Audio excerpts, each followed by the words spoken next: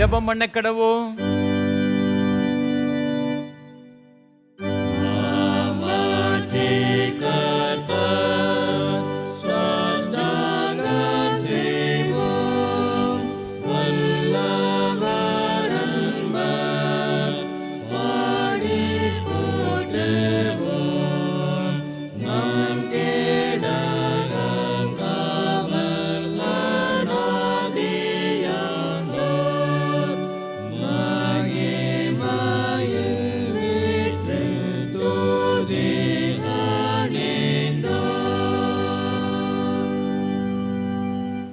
உமக்கு பயந்தவர்களுக்கும் மனுபுத்திரருக்கு முன்பாக உம்மை நம்புகிறவர்களுக்கும் நீர் உண்டு பண்ணி வைத்திருக்கிற நன்மைகள் எவ்வளவு பெரியதாயிருக்கிறது.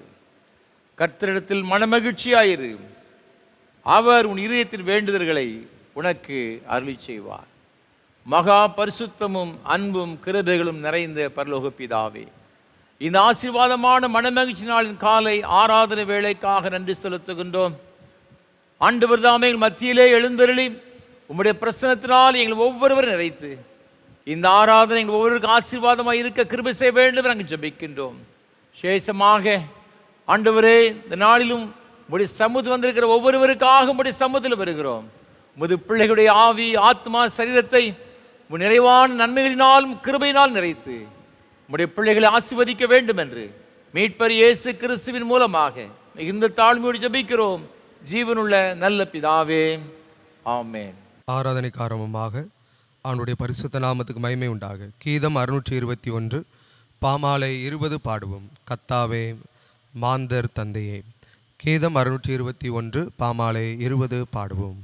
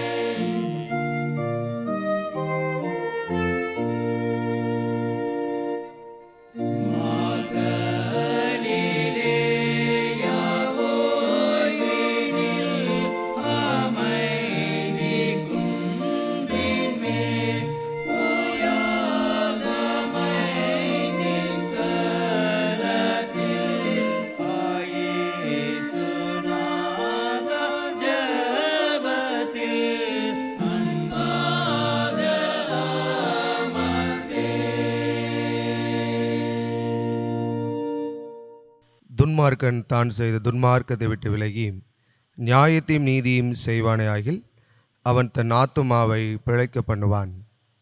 உங்கள் வஸ்திரங்களை அல்ல, உங்கள் இருதயங்களை கிழித்து உங்கள் தேவனாகிய கர்த்தரிடத்தில் திரும்புங்கள். அவர் இரக்கமும் மன உருக்கமும் நீடிய சாந்தமும் மிகுந்த கிருபையும் உள்ளவர். அவர் தீங்குக்கு மனஸ்தாபப்படுகிறவருமாயிருக்கிறார். கர்த்தாவே, என்னை தண்டியும், ஆனாலும் நான் அவமாய் போகாதபடிக்கு உம்முடைய கோபத்தினாலே அல்ல, மட்டாய் தண்டியும்.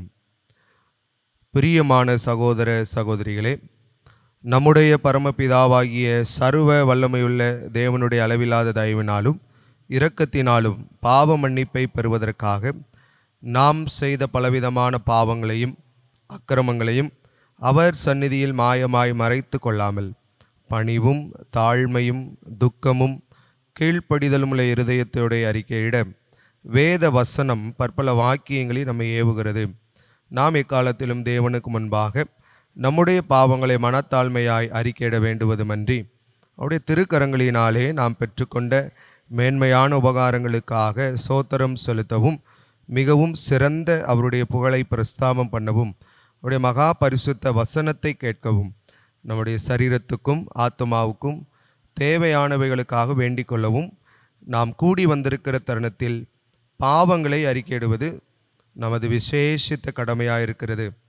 ஆகையால் இங்கே இருக்கிற நீங்கள் யாவரும் சுத்த இருதயத்தோடும் தாழ்ந்த சத்தத்தோடும் பரம கிருபாசன தண்டையில் என்னுடனே கூட சேர்ந்து நான் சொல்லுகிற பிரகாரம் சொல்ல உங்களை வேண்டிக் கொள்ளுகிறேன். ஜெபம் பண்ண கடவும். யாவரும் சேர்ந்து பொதுவான பாவரிக்கு ஜெபத்தை எடுப்போம். சர்வ வல்லமையும் இந்த இரக்கமுள்ள பிதாவே,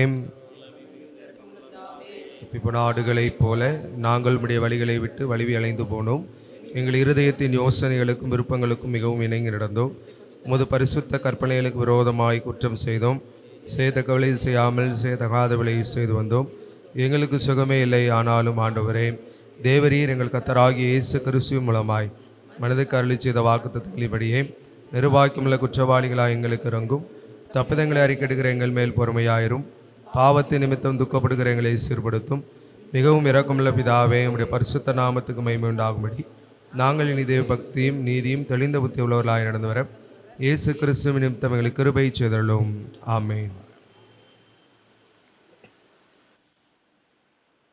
நம்முடைய கர்த்தராகிய இயேசு கிறிஸ்துவின் பிதாவாயிருக்கிற சர்வ வல்லமுள்ள தேவன் பாவியின் மரணத்தை விரும்பாமல் அவன் தன் பாவத்தை விட்டு திரும்பி பிழைப்பதை விரும்பி பாவத்தை நிமித்து துக்கப்படுகிற தமது ஜனத்துக்கு பாவ விமோசனத்தையும் மன்னிப்பையும் கூறி அறிவிக்க தம்முடைய பணிவிடைக்காரருக்கு அதிகாரத்தையும் கட்டளை மேல் செய்திருக்கிறார். மெய்யாய் மனம் திரும்பி தமது பரிசுத்த சுவிசேஷத்தை உண்மையாய் விசுவாசிக்கிற யாவருக்கும் அவர் பாவங்களை மன்னித்து விமோசனம் செய்கிறார்.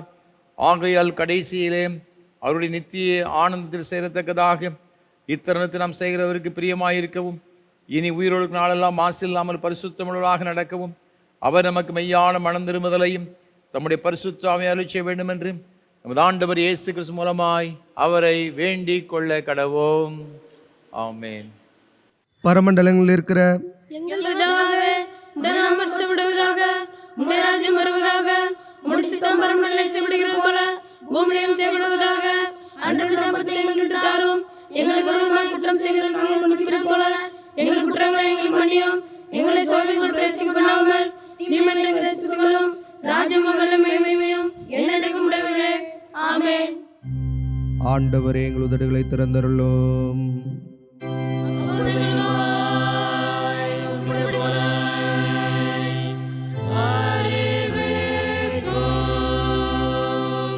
தேவனே, எங்களை ரட்சிக்க விரைவாய் வாரும்.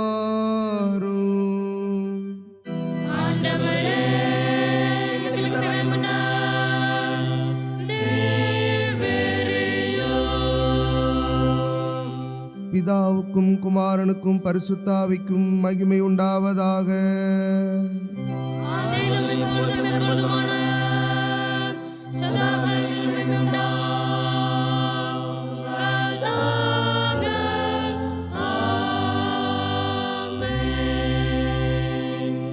கர்த்தரை துதியுங்கள்.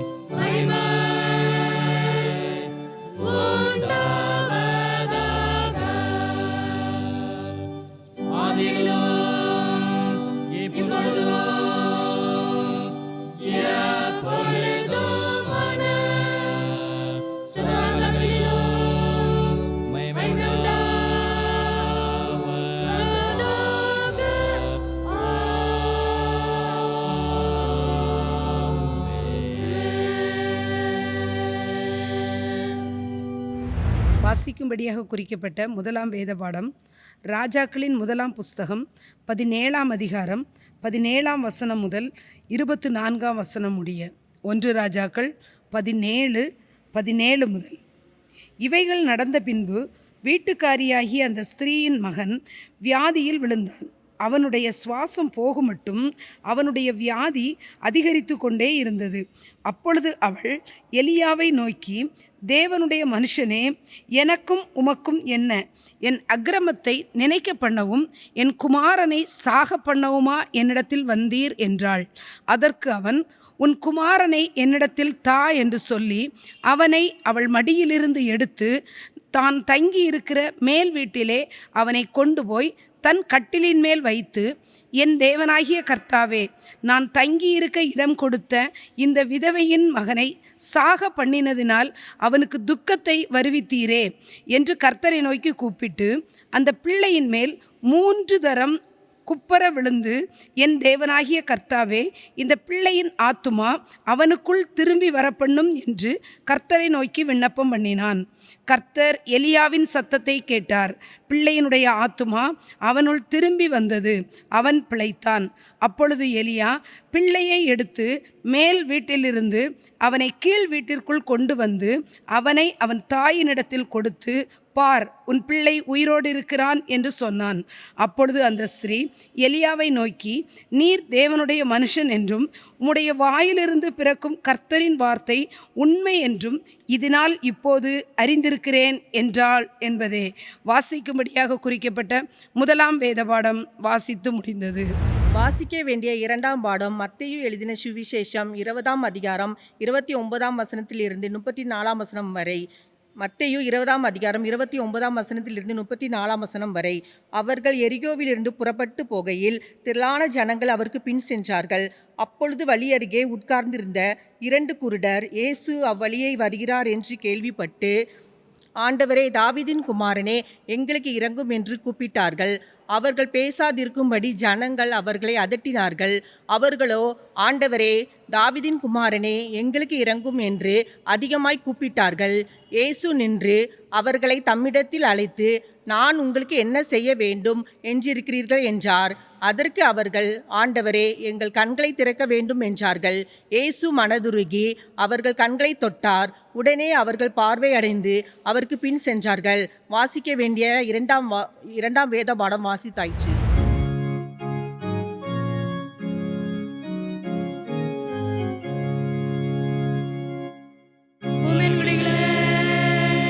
எல்லாரும் கத்திரம்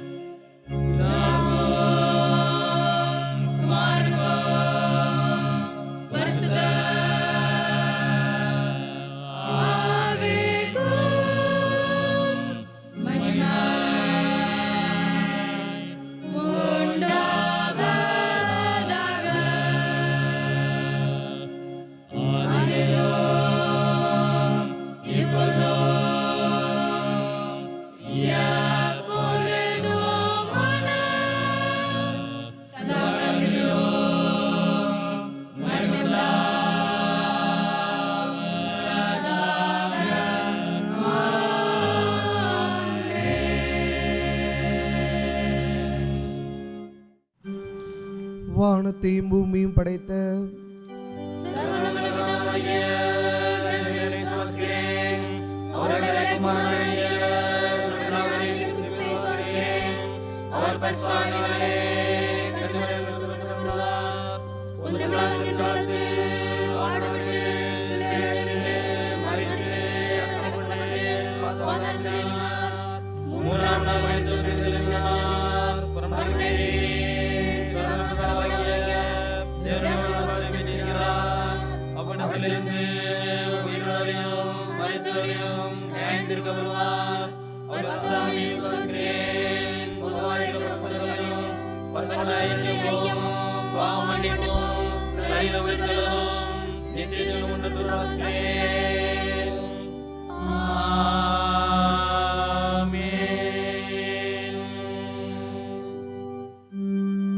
கர்த்தர் உங்களோடு இருப்பாராக.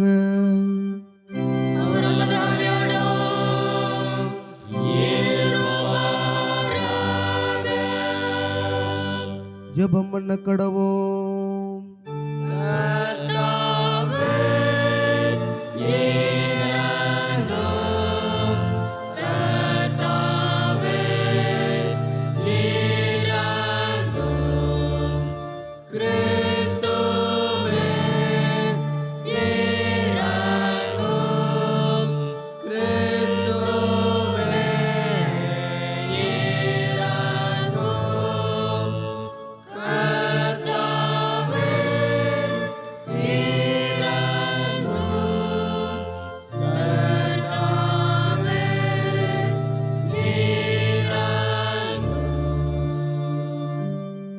பரமண்டங்களில் இருக்கிற எங்கள் பிதாவே, உம்முடைய நாமம் மகிமைப்படுவதாக, உம்முடைய ராஜ்யம் வருவதாக, உம்முடைய சித்தம் பரமண்டலத்திலே செய்யப்படுவது போல பூமியிலும் செய்யப்படுவதாக. அன்றாட உணவை எங்களுக்கு தாரும். எங்கள் விரோதமாய் குற்றம் செய்தவர்களே, நாங்கள் மன்னிக்கிறது போல எங்கள் குற்றங்களை மன்னியும். எங்களை சோதனைகளில் பிரவேசிக்கவிடாமல் தீமையை விலக்கிக் கொள்ளும்.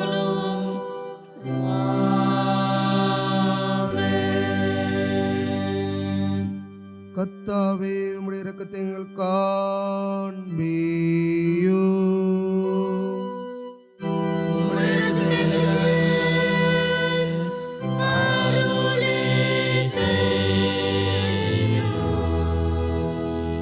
உம்முடைய பணிவுடையக்காரருக்கு நீதியை தருப்பியும்.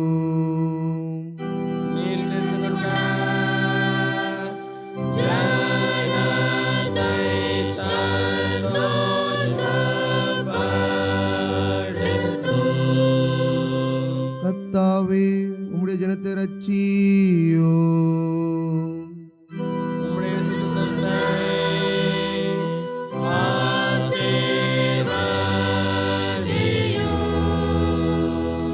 கர்த்தாவே, எங்கள் காலத்து சமாதானத்தை கட்டளையிடும்.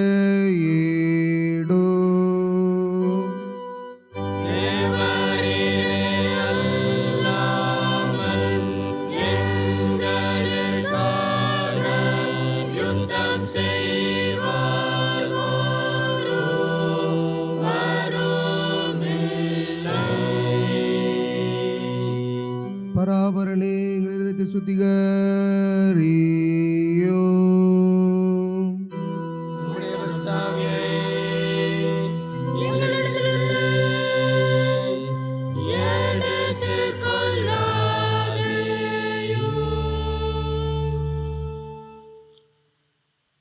சமாதானத்துக்கு காரணரும் ஏக சிந்தை விரும்புகிறவருமாகிய தேவனே, உம்மை அறிவதே நித்திய ஜீவன், உம்மை சேவிப்பதே மெய் சுவாதீனம். தேவரீரை தஞ்சமாக கொண்டிருக்கிற உமது அடியாராகிய நாங்கள் எந்த விரோதிகளுடைய வல்லமைக்கும் பயப்படாதிருக்கும்படியாக எங்கள் சத்துருக்கள் செய்கிற எல்லா பிரயத்தனங்களிலும் நின்று எங்கள் கர்த்தராகிய இயேசு கிறிஸ்துவின் வல்லமையினால் எங்களை காப்பாற்றி அருளும்.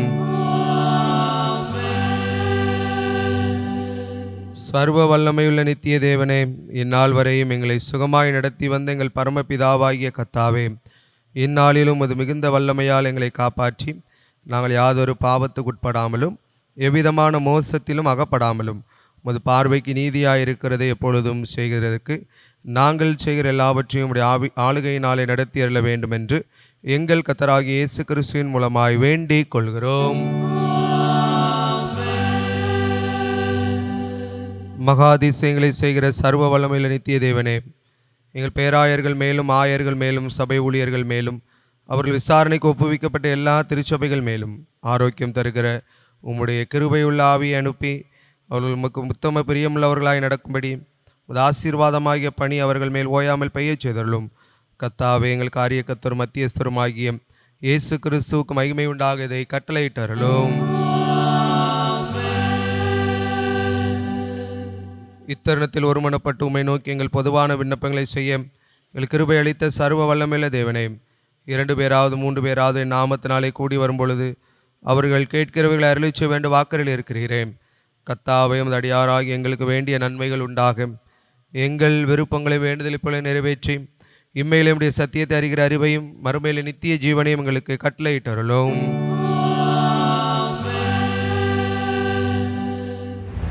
கர்த்தரும் உலக இரட்சகருமான இயேசு கிறிஸ்துவின் ஈடிணையற்ற நாமத்தினாலே இந்த ஆராதனை வேளையில் பங்கெடுக்கும்படி வந்திருக்கிற அனைவரையும் அன்போடு கூட வாழ்த்துகிறேன், வரவேற்கிறேன். ஆண்டவருடைய கிருபையும் ஆசீர்வாதமும் உங்களோடு கூட எப்பொழுதும் நிலைத்திருப்பதாக. ஒவ்வொரு வாரமும் உங்களோடு கூட சேர்ந்து கர்த்தரை ஆராதிப்பேன் மிகுந்த மகிழ்ச்சி அடைகிறேன். கர்த்தரை துதிக்கிறேன், ஆண்டவரை ஸ்தோத்திரிக்கிறேன். விசேஷமாக நல்ல வாய்ப்புகளை நமக்கு தந்து கொண்டு வருகிற நம்முடைய அன்பிற்கும் மரியாதைக்கும் ஒரு அருமையான ஐயா சாது சுந்தர் செல்வராஜ் அவர்களுக்காக உள்ளத்தின் ஆழத்திலிருந்து ஆண்டவர் துதிக்கிறேன், ஸ்தோத்திரிக்கிறேன். நம்ம எல்லாரும் ஆண்டவருடைய ஆசீர்வாதங்களை பெற்றுக்கொள்ள வேண்டும், ஆண்டவரை ஆராதிக்க வேண்டும் என்ற ஒரு பெரிய தரிசனங்களோடு வாஞ்சியோடு கூட சாது ஐயா அவர்கள் நமக்கு ஏற்படுத்தி கொடுத்திருக்கிறார்கள். கர்த்தர்தாமே சாது ஐயா அவர்களையும் அவர் செய்து கொண்டு வருகிற ஏஞ்சல் தொலைக்காட்சி ஊழியங்கள் மற்றும் இயேசு ஊழியங்களை அபரிவிதமாய் ஆசீர்வதிப்பாராக. நம்முடைய தனி ஜெபங்களிலே, குடும்ப ஜெபங்களிலே சாது ஐயா அவர்களுக்காக ஊழியங்களுக்கு ஜெபிப்போம், ஆண்டவருடைய ஆசீர்வாதங்களை பெற்றுக்கொள்வோம். ஒவ்வொரு வாரமும் இந்த ஆராதனை வேளை மிகுந்த ஜெபத்தோடும் அதிக பிரயாசத்தோடும் உங்களுக்கு வழங்கி கொண்டு வருகிறோம். உங்களுடைய ஜெபங்கள் அதிகமாக எனக்கு தேவை. எனக்காக என்னோடு கூட இந்த ஊழியத்தில் பங்கெடுத்து கொண்டு வருகிற ஒவ்வொரு கர்த்தருடைய பிள்ளைகளுக்கும் விசேஷமாக ஜெபிக்கும்படியாக உங்களை மிகுந்த அன்போடு கூட நான் கேட்டுக்கொள்கிறேன். இந்த ஆராதனை வேளையை ஒளிப்பதிவு செய்வதற்கு ஏராளமான தேவைகள் உண்டு. இந்த ஆராதனை வேளையின் மூலமாக பல தேசங்கள் இருக்கின்ற அநேக மக்கள், ஆலயங்கள் இல்லாத இடங்களில் இருக்கிற அநேக மக்கள் இந்த ஆராதனை வேளை மூலமாக அநேகர் ஆசீர்வதிக்கப்படுகிறது என்று நான் மிகுந்த மகிழ்ச்சி அடைகிறேன், கர்த்தரை துதிக்கிறேன்.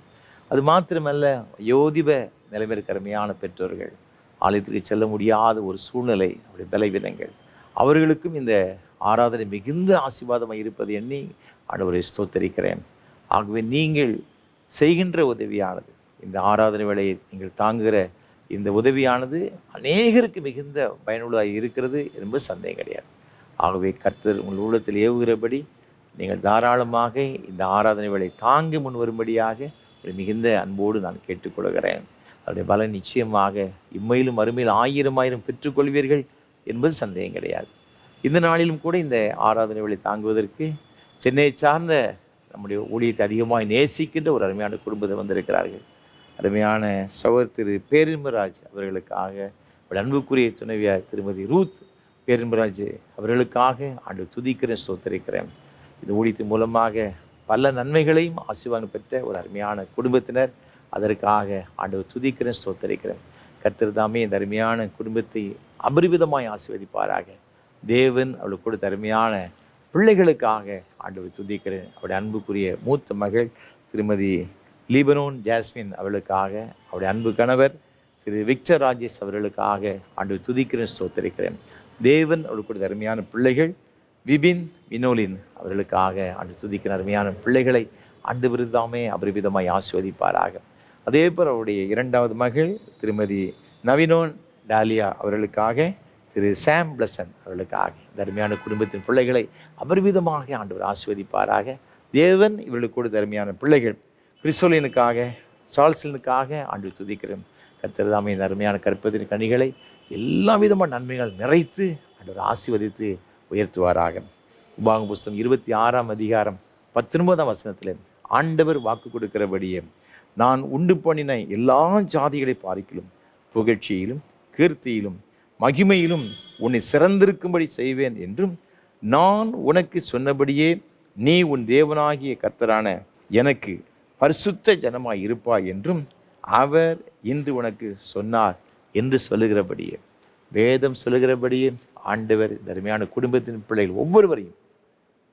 புகழ்ச்சியிலும் கீர்த்தியிலும் மகிமையிலும் சிறந்திருக்கும்படி செய்து சந்ததி சந்ததியாக ஆசீர்வதிப்பாராக. இந்த ஆராதனை விளக்கை பல வகையில் உதவி செய்கிற உங்கள் எல்லாருக்காகவும் ஆண்டவர் துதிக்கிறேன். உங்கள் ஒவ்வொருவரையும் ஆண்டவர் அவ்வாறு ஆசீர்வதித்து உயர்த்துவாராக. தேவ கிருபை நம் அனைவரோடு கூட இருப்பதாக. God bless you. தொடர்ந்து கர்த்தர் நம்மோடு கூட பேசும்படியாக நாம் ஒரு நிமிடம் தலைவணங்கி ஜெபம் செய்வோம். நேசிக்கிற நல்ல தகப்பனே, உடைய திருவார்த்தைகளை கேட்க வந்திருக்கிறோம். எங்கள் ஒவ்வொருவரோடு கூட பேசும் இன்றைக்கு நாங்கள் கற்றுக்கொள்கிற வேத வசனங்கள் எங்கள் ஒவ்வொருடைய ஆவி, ஆத்மா, சரீரத்திற்கு மிகவும் பிரயோஜனமாக இருக்க கர்த்தர் உதவி செய்வீராக. ஆண்டவர், நீர் எங்களோடு கூட பேசும். ஆண்டவரே, என்னை மறைத்து நீர் வெளிப்படும். எங்கள் இரட்சகர் இயேசு கிறிஸ்துவின் பரிசுத்த நாமத்தை ஜெபிக்கிறோம் நல்ல பிதாவே, ஆமென். கிறிஸ்துவுக்கு மிகவும் பிரியமானவர்களே, மீண்டும் உங்கள் அனைவரையும் அன்போடு கூட வாழ்த்துகிறேன். ஆண்டவருடைய கிருபையும் ஆசீர்வாதம் நம் அனைவரோடு கூட எப்பொழுதும் இருப்பதாக. இந்த நாளிலும் கூட நாம் சிந்திக்கும்படியாக நமக்கு கொடுக்கப்பட்டிருக்கின்ற தியான பொருள் மனதுருக்குதலும் குணமாக்குதலும். ஆண்டவருடைய மனதுருக்கமும் குணமாக்குதலும் என்ற தலைப்பின் கீழ் சிந்திக்கும்படியாக நாம் அழைக்கப்பட்டிருக்கின்றோம். ஆதாரமாக தெரிந்து கொண்ட வேத வசனம் மத்தேயு எழுதின சுவிசேஷம் 20ஆம் அதிகாரம் 34ஆம் வசனம். இயேசு மனதுருகி அவர்கள் கண்களை தொட்டார். உடனே அவர்கள் பார்வையடைந்து அவருக்கு பின் சென்றார்கள். ஆண்டவராக இருக்கிற இயேசு கிறிஸ்து செய்த ஒரு அருமையான ஒரு அற்புதம் இங்கு குருடர்கள் பார்வையடைகிறதாக நாம் பார்க்கின்றோம். அதற்கு என்ன காரணம் அப்படின்னு பார்த்தீங்கன்னா, இயேசு மனதுருகி அவர்களுடைய கண்களை தொட்டார் என்று எழுதப்பட்டிருக்கிறது. ஆண்டவருடைய மனதுருக்கம், ஆண்டவருடைய ஊழியத்திலே இந்த மனதுருக்கம் நிறைவாய் காணப்பட்டது. அதில் கொஞ்சம் கூட சந்தேகம் கிடையாது. வேதத்தில் வாசித்து பார்க்கும் பொழுது இங்கே அதே மத்தேயு எழுதின சுவிசேஷம் 14ஆம் அதிகாரத்தில் இங்கு 14ஆம் வசனம் இவ்வாறாக சொல்லுகின்றது. இயேசு திரளான ஜனங்களை கண்டு அவர்கள் மேல் மனதுருகி அவர்கள் வியாதியஸ்தர்களாக இருந்தவர்களை சொஸ்தமாக்கினார் என்று சொல்லப்பட்டிருக்கிறது. அப்போ இந்த சுகமாகுதல், இது நல்ல ஒரு ஆரோக்கியத்தை பெற்றுக்கொள்வதற்கு, ஆண்டவரிடத்திலிருந்து அற்புதமான சுகத்தை பெற்றுக்கொள்வதற்கு எது காரணமாக இருக்குதுன்னு சொன்னால், நீங்களும் நானும் ஆராதிக்கிற நம்ம ஆண்டவராக இருக்கிற இயேசு கிறிஸ்துவுடைய மனதுருக்கம், அவருடைய பெரிய ஒரு இரக்கம் நமக்கு ஒரு பெரிய ஒரு அற்புதமான ஒரு சுகத்தை கொண்டு வருகிறது. லூக்கா எழுதின சுவிசேஷம் 7ஆம் அதிகாரம் 13ஆம் வசனத்தை வாசித்து பார்க்கும் பொழுது, இந்த நாயின் ஒரு விதவை ஆண்டவர் சந்திக்கின்றார். கர்த்தர் அவளை பார்த்து மனதுருகி என்ன செய்கிறோன்னு சொன்னால் அவளை தொடுகிறதாக வேதத்தில் நாம் பார்க்கிறோம். அழாதே என்று அவளை சொல்லுகிறதாக வேதத்தில் பார்க்கிறோம். அழாதே என்று சொல்லி அந்த பாடையை தொட்டு ஆண்டவர் என்ன செய்கிறார்னா, அந்த வாலிபனை உயிரோடு கூட எழுப்புகின்றதாக வேதத்தில் பார்க்கிறோம். மார்க் 1:4 பார்க்கும் பொழுது ஒரு குஷ்டரோகி ஒருவன் வருகின்றான். ஆண்டவர் அவனை பார்த்து மனதுருகி தம்முடைய கையை நீட்டி அவனை தொட்டு எனக்கு சித்தம் உண்டு சுத்தமாக என்று சொல்லுகிறதாக வேதத்தில் பார்க்கிறோம். ஆகவே தான் இங்கு மார்க் 9ஆம் அதிகாரம் 23ஆம் வசனத்தில் இந்த சந்திரோகியாக இருந்த ஒரு மனிதனுடைய தகப்பனார் ஆண்டவரிடத்தில் வந்து சொல்லுகிறார், ஆண்டவரே, நீர் மனதிறங்கி என் மகனை எப்படியாயிலும் சுகமாக்கும்படி வேண்டிக் கொள்கிறேன் என்பதாக வேதத்தில் சொல்லப்பட்டிருக்கு. அப்போ ஆண்டவருடைய மனதுருக்கம் என்ன செய்கிறதுன்னு பார்த்தீங்கன்னா, இயற்கைக்கு அப்பாற்பட்ட விதத்தில் அற்புதமான ஒரு சுகத்தையும் ஆரோக்கியத்தையும் கொண்டு வருகிறதாக வேதத்தில் பார்க்கும். ஆண்டவர் நம்முடைய திருச்சபையிலே ஊழியங்களை ஏற்படுத்தி வைத்திருக்கும் பொழுது, ஆண்டவர் தம்முடைய அப்போஸ்தலர்களை ஊழியத்திற்கு அனுப்பும் பொழுது, இந்த சுகமளிக்கிற இந்த கிருபைகளையும் இந்த ஊழியங்களையும் சேர்த்து அவர்களுக்கு கொடுக்கிறதாக வேதத்தில் பார்க்கிறோம். நீங்கள் மத்தேயு சுவிசேஷம் 10ஆம் அதிகாரத்தில் நீங்கள் வாசித்து பார்க்கும் 1ஆம் வசனம் சொல்லுகிறது, இயேசு தம்முடைய 12 சீஷர்களையும் தம்மிடத்தில் வரவழைத்து அசுத்த ஆவிகளை துரத்தவும் சகல வியாதிகளையும் சகல நோய்களையும் நீக்கவும் அவர்களுக்கு அதிகாரம் கொடுத்து என்று வேதத்தில் சொல்லப்பட்டிருக்கிறது. அன்பான ஆண்டுடைய பிள்ளைகளே, ஆண்டவர் தம்முடைய பிள்ளைகளை ஊழியத்திற்கு அனுப்பும் பொழுது சுவிசேஷத்தை மாத்திரம் பிரசங்கம் பண்ணுவதற்காக அனுப்பவில்லை, அதோடு கூட சேர்த்து இது சுகமளிக்கிற இது ஊழியங்களையும் செய்யும்படியாக இங்கே அனுப்புகிறதாக வேதத்தில் பார்க்கிறோம். ஆகவே தான் அப்போஸ்தலர் எங்கே சென்றாலும் அவர் சுவிசேஷத்தை மாத்திரம் பிரசங்கம் பண்ணவில்லை, இயற்கைக்கு அப்பாற்பட்ட விதத்திலே அற்புதமான ஒரு சுகத்தையும் அவர் மூலமாக கர்த்தர் நடப்பிக்கின்றதாக வேதத்திலே பார்க்கிறோம். நீங்கள் 4ஆம் அதிகாரத்தில் அப்போஸ்தலர் புஸ்தகத்தில் வாசித்து பார்க்கும் பொழுது இங்கே அப்போஸ்தலர்கள் இவ்வாறாக ஜெபிக்கின்றார்கள். நீங்கள் 30ஆம் வசனத்தில் வேதம் இவ்வாறாக சொல்லுகிறது. அவர் எல்லாரும் கூடி எப்படி ஜெபம் பண்ணுறாங்கன்னு பார்த்தீங்கன்னா, இங்கு அப்போஸ்தலர் 4:30 உம்முடைய பரிசுத்த பிள்ளையாகி இயேசுவின் நாமத்தினாலே அடையாளங்களும் அற்புதங்களும் நடக்கும்படி செய்து பிணியாளிகளை குணமாக்கும்படி உம்முடைய கரத்தை நீட்டி உம்முடைய ஊழியக்காரர் உம்முடைய வசனத்தை முழு தைரியத்தோடும் சொல்லும்படி அவர்களுக்கு அனுகிரகம் செய்திரலும் என்றார்கள் என்பதாக வேதத்தில் சொல்லப்பட்டிருக்கிறது. எருசலேமிலே அப்போஸ்தலர்களுக்கு ஏராளமான எதிர்ப்புகள், போராட்டங்கள், பயங்கரமான பிரச்சனைகள், எல்லாரும் கூடி ஜெபம் பண்ணுறாங்க. ஆண்டவரே, நாங்கள் உம்முடைய வசனத்தை முழு தைரியத்தோடு பிரசங்கம் பண்ணணும். அதற்கு என்ன செய்யணும் அப்படின்னு பார்த்தீங்கன்னா, உம்முடைய கரத்தை நீட்டி இயேசு கிறிஸ்துவின் நாமத்தினாலே அற்புதங்களும் அடையாளங்களும் நடக்கும்படி செய்யணும். அது மாத்திரமல்ல, பிணியாளிகளை நீர் குணமாக்க வேண்டும் என்று சொல்லி ஜபிக்கிறதாக வேதத்தில் பார்க்கிறோம். அப்பொழுது அவர்கள் கூடியிருந்த அந்த இடம் அசைந்ததாக வேதத்திலே நாம் பார்க்கிறோம். அன்பான ஆண்டவருடைய பிள்ளைகளே, இது அப்போஸ்தலர்கள் செல்லுகின்ற இடங்களிலெல்லாம் திரள் கூட்ட ஜனங்கள் ரட்சிக்கப்படுகிறார்கள். அது மாத்திரமல்ல, ஏராளமான மக்கள் சுகமடைகிறதாக வேதத்திலே பார்க்கின்றோம். நீங்கள் அப்போஸ்தலர் புஸ்தகத்திலே 2ஆம் அதிகாரத்திலே முதல் வசனங்கள் நாம் வாசித்து பார்க்கும் பொழுது இந்த சீசர்கள் எல்லாரும் பரிசுத்த ஆவியினால நிரப்பப்படுகிறார்கள். அந்த 2ஆம் அதிகாரத்தில் மிக அழகாக சொல்லப்பட்டு இருக்கிறது. 3ஆம் அதிகாரத்திற்கு வரும்பொழுது அங்கு ஒரு பிறவி சப்பானியை இங்கு ஆண்டவருடைய நாமத்தினாலே பேதுருவும் யோவானும் அங்கு அவனுக்கு ஒரு அற்புதமான சுகத்தை கொண்டு வருகிறதாக வேதத்திலே பார்க்கிறோம். நீங்கள் 4ஆம் அதிகாரத்திற்கு வரும்பொழுது அது 4ஆம் வசனத்தில் ஏறக்குறைய 4000 பேர் 5000 பேர் நினைச்சதாங்கன்னா ஆண்டவருடைய வசனத்தை விசுவாசித்தார்கள் என்பதாக இங்கு சொல்லப்பட்டிருக்கிறது.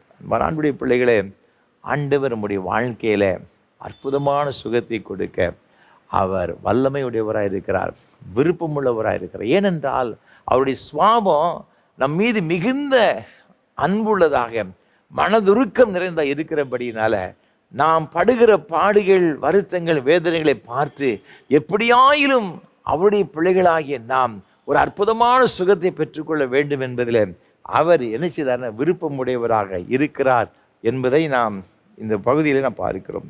ஆகவே தான் எரேமியா தீர்க்கதரிசன புஸ்தகத்தில் நீங்கள் வாசித்து பார்க்கும் பொழுது 33ஆம் அதிகாரத்தில் 6ஆம் வசனத்தை ஆண்டவர் சொல்கிறாரு, இதோ நான் அவர்களுக்கு சௌக்கியமும் ஆரோக்கியமும் வரப்பண்ணி அவர்களை குணமாக்கி அவர்களுக்கு பரிபூர்ண சமாதானத்தையும் சத்தியத்தையும் வெளிப்படுத்துவேன். அவர் சொல்கிறாரு, நான் அவர்களுக்கு சௌக்கியமும் ஆரோக்கியமும் வரப்பண்ணி அவர்களை குணமாக்குவேன். ஏனென்றால் அவருடைய சுபாவம் நம்ம எல்லாரும் ஆசீர்வாதமாக இருக்கணும், ஆரோக்கியமாக என்ன செய்யணும் இருக்கணும். அவர் மனது காரணம் அவருடைய மனதுருக்கம் நம் மீது அவ்வளோ ஒரு அன்புடையவராக இருக்கின்றார். அப்படி என்றால் இந்த வியாதிகள் நம்முடைய வாழ்க்கையில் ஏன் வருகிறது என்பதை குறித்து வேதத்தில் ஒரு சில காரியங்களை உங்களோடு கூட பகிர்ந்து கொள்ள விரும்புகிறேன். அதற்கப்புறமாக இந்த வியாதிகளிலிருந்து நாம் விடுதலை பெற்றுக்கொள்வதற்கு நாம் என்ன செய்ய வேண்டும், ஆண்டோடைய மனதுருக்கம் நம்முடைய வாழ்க்கையில் எப்படி கிரியை செய்யும் என்பதை குறித்தும் உங்களோடு கூட ஒரு சில காரியங்களை பகிர்ந்து கொள்ள நான் விரும்புகின்றேன். நான் மார்க்கு எழுதின சுவிசேஷம் 2ஆம் அதிகாரத்தில் நான் வாசித்து பார்க்கும் பொழுது வேதம் இவ்வாறாக சொல்லுகிறது, ஒரு மனிதனுடைய வாழ்க்கையில் ஏன் இந்த வியாதிகள் வருகிறது. மார்க் 2ஆம் அதிகாரம் 5ஆம் வசனத்தில் நாம் பார்க்கும் பொழுது இங்கு வேதத்தில் இவ்வாறாக சொல்லப்பட்டிருக்கிறது, இயேசு அவர்கள் விசுவாசத்தை கண்டு திமிர்வாதக்காரனை நோக்கி, மகனே, உன் பாவங்கள் உனக்கு மன்னிக்கப்பட்டது என்று இங்கு சொல்லப்பட்டிருக்கிறதை பார்க்கிறோம். இங்கு திமிர்வாதக்காரனை ஆண்டவராக இருக்கிற இயேசு கிறிஸ்துவிடத்தில் கொண்டு வருகிறார்கள். அவனை 4 பேர் தூக்கி கொண்டு வருகிறார்கள். அவனை நடக்க முடியாது, எழும்ப முடியாது, ஒன்றும் செய்ய முடியாது. அப்போ ஆண்டவர் அவனை பார்த்த உடனே சொல்கிறாரு, என்ன சொல்கிறாருன்னா, இவனுடைய இந்த திமிர்வாதத்திற்கான காரணம் என்ன அப்படின்னு பார்த்தீங்கன்னா அவனுடைய பாவம். இது பாவம் ஒரு மனிதனுடைய வாழ்க்கையில் பிரவேசிக்கும் பொழுது, அந்த பாவம் அவனை பாவத்திற்குள்ள முற்றிலுமாக அவன் அடிமைப்பட்டு இருக்கும் பொழுது அப்படி வாழ்க்கையில் ஒரு பெரிய ஒரு வியாதி ஒன்று வருகிறது. இந்த மனுஷனுடைய வாழ்க்கையில் இந்த திமிர்வாதத்திற்கு காரணம் என்ன அப்படின்னு பார்த்தீங்கன்னா, ஆண்டவர் சொல்றாரு அவருடைய பாவம். அதனால தான் அவனை சுகமாக்குவதற்கு முன்பாக ஆண்டவர் இருக்கிற இயேசு கிறிஸ்து அவருடைய பாவத்தை முதலாவது மன்னிக்கிறதாக வேதத்தில் பார்க்கிறோம்.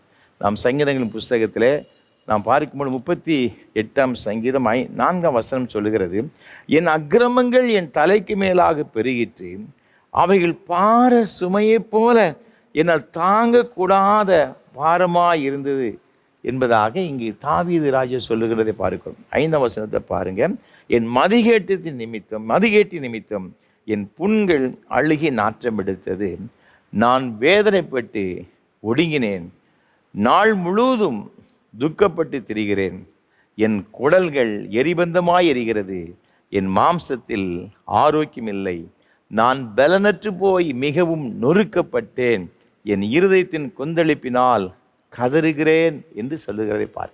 அப்போ ஒரு மனிதனுடைய வாழ்க்கையில் பாவம் வந்த பொழுது அவன் சொல்லுகிறான், நான் வேதனைப்பட்டு ஒடுங்கி போனேன், நாள் முழுவதும் துக்கத்தோடு கூட இருக்கிறேன். வியாதி இருக்கிற மனுஷன் எப்படி சந்தோஷமாக இருக்க முடியும்? அவன் சொல்லுகிறான், என் குடல்கள் எரிபந்தமாக எரிகிறது, என் மாம்சத்தில் ஆரோக்கியம் இல்லை. அப்போ இந்த மனிதனுடைய வாழ்க்கையில் தாவீது ராஜா மூலமாக வேதத்தில் சொல்லப்பட்டு இருக்கிறது, ஏன் என்னுடைய சரீரத்தில் இவ்வளவு பெரிய பாடுகள், ஏன் இவ்வளவு பெரிய வேதனைகள், பலனற்ற ஒரு தன்மை என்று சொன்னால் அது பாவம் என்று சொல்லப்பட்டிருக்கிறது. 2 சாமுவேல் புஸ்தகத்தில் நீங்கள் வாசித்து பார்க்கும்போது 12ஆம் அதிகாரத்தில் இங்கு தாவீது ராஜா செய்த பாவத்தை குறித்து இங்கு சொல்லப்பட்டிருக்கிறது. 2 சாமுவேல் புஸ்தகம் 12ஆம் அதிகாரம் 13ஆம் வசனத்தில் இங்கு தாவீது சொல்லுகிறான், அப்பொழுது தாவீது நாத்தானிடத்தில் நான் கர்த்தருக்கு விரோதமாய் பாவம் செய்தேன் என்றான். நாத்தான் தாவீதை நோக்கி, நீ சாகாதபடிக்கு கர்த்தர் உன் பாவம் நீங்க செய்தார். அப்போ பாருங்க, தாவீது ராஜா செய்த பாவத்து நிமித்தம் அவனுக்கு வரப்போகிற தண்டனை நியாயமாய் தண்டனை அவன் பெற வேண்டும் என்று சொன்னால் அவன் மரணம் தான் அவனுக்கு தண்டனை பார்த்துக்கிடுங்க. ஆனால் ஆண்டவர் சொல்கிறாரு, கிருபையாக இவருடைய பாவத்தை மன்னித்தார். என் ஆண்டவருடைய சமூகத்தில் தன்னுடைய பாவங்களுக்காக இவன் மனசாபப்பட்டு அதை ஒத்துக்கொண்டு அவன் ஆண்டவருடைய சமூகத்தில் வேண்டிக் கொண்டபடியினால தான் ஆண்டவர் இவனுடைய பாவத்தை மன்னித்து இவனுக்கு வரவேண்டிய இந்த மரண தண்டனையிலிருந்து தேவர் இவனுக்கு நிச்சயம் விடுதலை செய்தார். ஆனால் அந்த பாவத்துடைய விளைவு என்ன ஆச்சுன்னு பார்த்தீங்கன்னா, இவனுக்கும் பத்சேபாளுக்கும் ஒரு குழந்தை பிறக்கிறது. அந்த குழந்தை என்ன ஆச்சுன்னு பார்த்தீங்கன்னா, நீங்கள் 15ஆம் வசனம் சொல்லுகிறது, கர்த்தர் உரியாவின் மனைவி தாவீதுக்கு பெற்ற ஆண் பிள்ளையை அடித்தார், அது வியாதிப்பட்டு கேவலமாய் இருந்தது. அந்த குழந்தைக்காக இவன் ஜெபம் பண்ணுகிறான். அது என்ன நடந்துச்சுன்னு பார்த்தீங்கன்னா, ஜெபம் பண்ணி அவனுடைய ஜெபம் கேட்கப்படவில்லை. காரணம் பாவத்தினுடைய விளைவு. அதற்காக செய்கிற ஜெபங்கள் அங்கீகரிக்கப்பட மாட்டாது. 18ஆம் வசனம் சொல்லுகிறது, 7ஆம் நாளில் பிள்ளை செத்து போயிற்று. 7 நாள் உபவாசம் பண்ணி இரவு பகலாக அவன் சாப்பிடாமல் ஒன்றும் செய்யாமல் அவன் ஜெபம் பண்ணி கொண்டிருக்கிறான். இவனுடைய ஜெபம் அங்கீகரிக்கப்படவில்லை. அன்பான ஆண்டவருடைய பிள்ளைகளே, அப்போ ஒரு மனிதனுடைய வாழ்க்கையில் பாவம் வரும்பொழுது அவருடைய வாழ்க்கையில் வியாதி என்ன செய்கிறதுனா கொண்டு வருகிறது. 8ஆம் புத்தகம் 12ஆம் அதிகாரம் 9, 10, 11 ஆகிய வசனங்கள் வாசித்து பார்க்கும் பொழுது இங்கே மிரியாமுக்கு என்ன செய்யுதுன்னா குஷ்டரோகம் வருகிறதை பார்க்கிறோம். காரணம், இந்த மிரியாம் மோசேக்கு விரோதமாக அவள் தவறான காரியங்களை பேசுகிறாள். ஆண்டவருடைய கோபத்தை அவள் சம்பாதித்துக் கொள்ளுகிறாள். ஆகவே தான் அவருடைய வாழ்க்கையில் ஒரு பெரிய ஒரு தண்டனையை பெற்றுக்கொள்கிறார். குஷ்டரோகத்தை அவள் என்ன செய்தான்னா, அவள் மீது அந்த குஷ்டரோகம் வருகிறதாக வேதத்தில் பார்க்கிறோம். இந்த மோசே தேவ சமூகத்தில் கண்ணீரோடு கூட கதறுகிறான், ஆண்டவரே, என் தேவனே, அவளை குணமாக்கும் என்று கெஞ்சுகிறதாக 13ஆம் வசனத்திலே வேதத்திலே நாம் பார்க்கிறோம். ஆண்டவருடைய பிள்ளைகளே, நாம் தேவனுக்கு விரோதமாக எந்த ஒரு பாவம் செய்தாலும் கூட அது ஒரு காலம் என்ன செய்யறதுன்னா மன்னிக்கப்பட முடியாது. ஆனால் அது மூலமாகத்தான் நமக்கு வியாதிகள் என்ன செய்யறதுன்னா வருகிறது. அதற்கு ஒரே ஒரு வழி, நம்ம முற்றிலும் தேவ சமூகத்தில் நம்ம ஒப்பு கொடுத்து ஆண்டவர்கிட்ட சரண்டர் ஆகிறது மாத்திரம்தான் அதுக்கு ஒரு விடுதலையை தவிர நம்ம எவ்வளவுதான் அதுக்கு ட்ரீட்மெண்ட்டு கொடுத்தா கூட பாவத்திற்கு பரிகாரம் என்ன செய்யுதுன்னா ஒரு நாள் என்ன செய்யுதுன்னா கிடைக்கவே கிடைக்காது. பார்த்துக்கிடுங்க. ஒரே ஒரு வழி, இயேசு கிறிஸ்துடைய மனதுருக்கம்.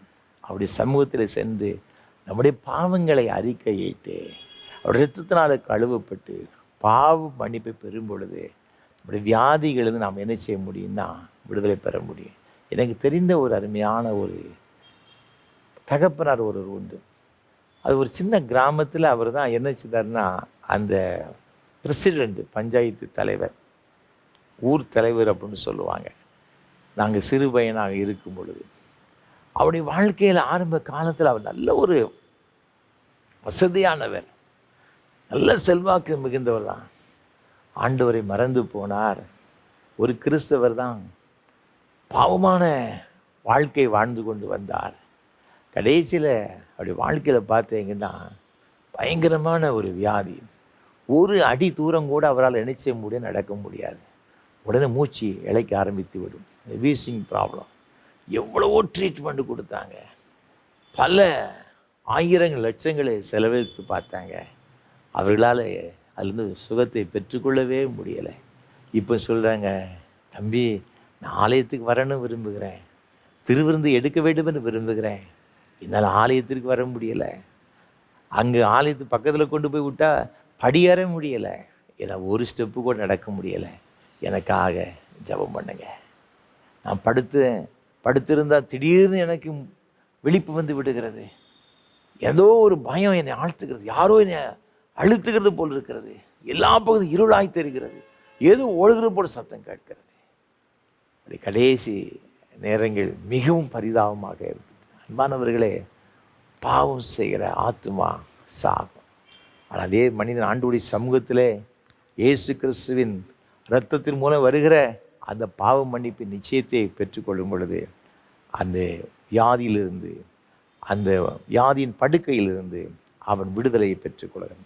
இரண்டாவதாக, வியாதிக்கான காரணம் என்னன்னு பார்த்தீங்கன்னா, இங்கே மார்க்கெழுதின சுவிசேஷம் 9ஆம் அதிகாரம் 17ஆம் வசனம் சொல்லுகிறது, அப்பொழுது ஜனக்கூட்டத்தில் ஒருவன் அவரை நோக்கி, போதகரே, ஊமையான ஒரு ஆவி பிடித்த என் மகனை உம்மிடத்தில் கொண்டு வந்தேன். அது அவனை எங்கே பிடித்தாலும் அங்கே அவனை அலைக்கழிக்கிறது. அப்பொழுது அவன் நுரை தள்ளி பல்லை கடித்து சோர்ந்து போகிறான். அதை துரத்தி விடும்படி உம்முடைய சீசரில் கேட்டேன், அவர்களால் கூடாமல் போயிற்றேன். இங்கு ஒரு மனிதன் தன்னுடைய மகனை இங்கு ஆண்டவரிடத்தில் கொண்டு வருகிறான். அந்த மனிதனுக்கு என்ன பிரச்சனைன்னு பார்த்தீங்கன்னா, ஏதோ ஒரு ஆவி அவனை பிடிக்கின்றது என்று வேதத்தில் சொல்லப்பட்டிருக்கிறது. ஊமையான ஒரு ஆவி. இந்த ஆவி பிடித்த உடனே அவன் பல்ல கடிக்கிறான், நுரை தள்ளி கீழே விழுகிறதாக வேதத்தில் சொல்லப்பட்டிருக்கிறது. நீங்கள் தொடர்ந்து வேதத்தில் வாசித்து பார்த்தீங்கன்னா 22ஆம் வசனத்தில் அநேக தரம் அவனை தீயை பார்த்து தீயில் தள்ளி விடுகிறது, தண்ணீரில் தள்ளி விடுகிறது. ஆக ஒவ்வொரு நாளும் தன்னுடைய மகனை அவனை எந்த பிரச்சனையும் வராதபடி பாதுகாக்கிறதுலேயே இவனுடைய வாழ்க்கையில் பெரும்பகுதி செலவழிக்கிறதாக சொல்லப்பட்டது. அப்போ இந்த மனிதனுக்கு இந்த வியாதிகள் வருவதற்கு காரணம் என்ன அப்படின்னு பார்த்தீங்கன்னா, பிசாசு. ஆண்டவர்கிட்ட கொண்டு வர்றாங்க. 25ஆம் வசனத்தை வாசித்து பார்க்கும் பொழுது ஆண்டவராக இருக்கிற இயேசு கிறிஸ்து அந்த ஊமையும் செவிடுமான ஆவியை ஆண்டவர் அதட்டுகிறார். இவனை விட்டு புறப்பட்டு போ என்று சொல்லுகிறார். இனி இவனுக்கு போகாதுன்னு சொன்ன உடனே அந்த ஆவி இவனை கீழே தள்ளிவிட்டு வெளியேறி விடுகிறது. அவன் ஒரு நல்ல ஒரு ஆரோக்கியத்தை பெற்றுக்கொண்டான் என்பதாக வேதத்திலே சொல்லப்பட்டிருக்கிறது. ஆண்டவருடைய பிள்ளைகளே, அப்போ வியாதிக்கான காரணங்கள் பாவம். இங்கு வேதம் சொல்லப்பட்டிருக்கிறது, சில அசுத்த ஆவிகள் ஒரு மனிதனை பிடிக்கும் பொழுது அவனுக்கு பல வகையான வேதனைகள், பல வகையான உபத்திரவங்கள், கஷ்டங்களை கொண்டு வந்து விடுகிறது. சில பேர் சொல்லுவாங்க, ஏதோ என் உடம்பெல்லாம் கனத்தது போல இருக்கிறது, எப்போதும் ஏதோ ஒரு பாரத்தை தூக்கி சுமந்தது போல இருக்குது அப்படின்னு சொல்லுவாங்க. அதற்கான காரணம் என்ன அப்படின்னு பார்த்தீங்கன்னா, இந்த ஏதோ ஒரு சத்ருடைய வல்லமை ஆட்கொண்டபடினால தான். அசுத்தாவிட போராட்டங்கள் இருக்கும் பொழுது இந்த மாதிரி பிரச்சனை. அது அவர்களை விட்டு விடுதலை ஆகும் பொழுது, அதுலேருந்து அவங்க ஒரு ரிலீஃப் ஆகும் பொழுது காற்று போல அவருடைய சரீரம் இருப்பதாக நினைச்சுவாங்கன்னா உணர்வாங்க.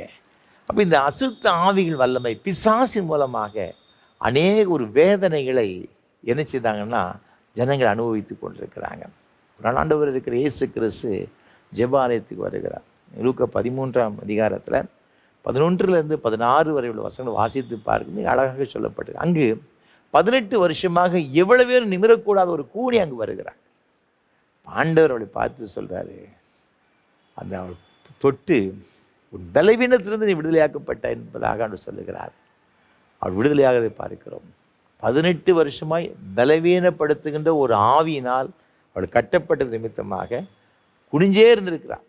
எவ்வளோ பேர் நிமிரக்கூடாத ஒரு கூனி. அப்போ இந்த ஆவி என்ன செய்யுதுன்னா அவளை அப்படியே பெண்ட் பண்ணி வைக்கிறது, நிமிரக்கூடாத படிக்க. அப்போ எவ்வளோ ஒரு வேதனையை அவள் அனுபவிச்சிருப்பா. அப்போ பிசாசு என்ன செய்யுதுங்கன்னா ஒரு மனிதனுடைய வாழ்க்கையில் வியாதிகளை கொண்டு வருகிறது. ஒரு முறை ஒரு மருத்துவர்களுக்கென்று ஒரு ரிட்ரீட் ஒன்று நடந்துச்சு. அப்போ அவர்கள் தங்களுடைய மருத்துவ துறையிலே அவர் சந்தித்த சில காரியங்களை ஒருத்தர் ஷேர் பண்ணிக்கிட்டாங்க. அப்போ அதில் ஒரு டாக்டர் சொன்னார், ஒரு மனிதனுக்கு வீசிங் ப்ராப்ளம் இருந்துச்சு, ஆஸ்மா. அவரால் ரொம்ப அதிகமாக பேச முடியாது, நடக்க முடியாது. இது பிரச்சனை அதிகமாக இருந்துச்சு. 9 முறை சிஎம்சியில் போய் என்னச்சு தானே செக் பண்ணாங்க, ட்ரீட்மெண்ட் எடுத்தாங்க. அது ஒரு பெரிய ஹாஸ்பிட்டல் சிஎம்சி, நம்முடைய இந்தியாவிலே ஒரு பெரிய நமக்கு கிடைக்கிற ஒரு பெரிய பாக்கியம், பெஸ்ட் ஹாஸ்பிட்டல். ஆனால் இந்த மனிதனுக்கு சுகம் கிடைக்கல. என்ன பிரச்சனை? எல்லாமே சரியாக இருக்கிறது, அப்புறம் ஏன் இந்த வீசிங் அவரை விட்டு போகலை? அப்போ அங்குள்ள ஒரு டாக்டர், ஒரு பிலீவர், அவர் என்ன செய்தார்னு பார்த்தீங்கன்னா, நீ ஒரு நாள் கழிச்சு வான்னு சொல்லி அவனை அனுப்பிவிட்டு அந்த குறிப்பிட்ட ஒரு மனிதனுக்காக உபவாசம் பண்ணி என்ன செய்தார்னா ஜெபம் பண்ணார். ஜெபம் பண்ணிவிட்டு அதுக்கு அடுத்த முறை வந்த பொழுது ஜெபத்தோடு கூட அந்த மனிதனை தொட்டிருக்கிறார். உடனே அவனுக்கு என்ன செய்யுதுன்னா ரிலீஸ் ஆகிட்டா. பார்த்துக்கிறேன், அவர் கண்டுபிடித்து கொண்டார், இது மாத்திரை மருந்துக்கு இது என்ன செய்யாதுன்னா இந்த வியாதி அடங்காது. இது அடங்க வேண்டும் என்ற ஒரே ஒரு நபர் என்னன்னு பார்த்தீங்கன்னா இயேசு கிறிஸ்து ரத்தத்தில் வல்லமை தான். ஆண்டவர் தொட்டால் மாத்திரம் தான் இவனுக்கு என்ன சுகம் கிடைக்கும். எல்லாமே ஆண்டவருடைய சித்தம் தான். ஆண்டவரால் தான் நமக்கு சுகம் கிடைக்கும். ஆண்டவர் மருந்துக்கு மாத்திரைகள் மூலமாக சுகம் கொடுக்கிறார், அதுவும் கர்த்தர் தான். ஆனால் இந்த மனிதனுக்கு இந்த பிசாசு இருக்கும் பொழுது நீங்கள் எங்கேருந்து மாத்திரை மருந்து வாங்கி கொடுத்தா கூட என்ன செய்யணும், சுகம் கிடைக்காது. ரொம்ப ஆச்சரியமான ஒரு சாட்சியை அவர் பகிர்ந்து கொண்டார். அன்பான ஆண்டவருடைய பிள்ளைகளே, அப்போ இந்த வியாதி பிசாசின் மூலமாக வருகிறதாக வேதத்தில் நாம் பார்க்கிறோம்.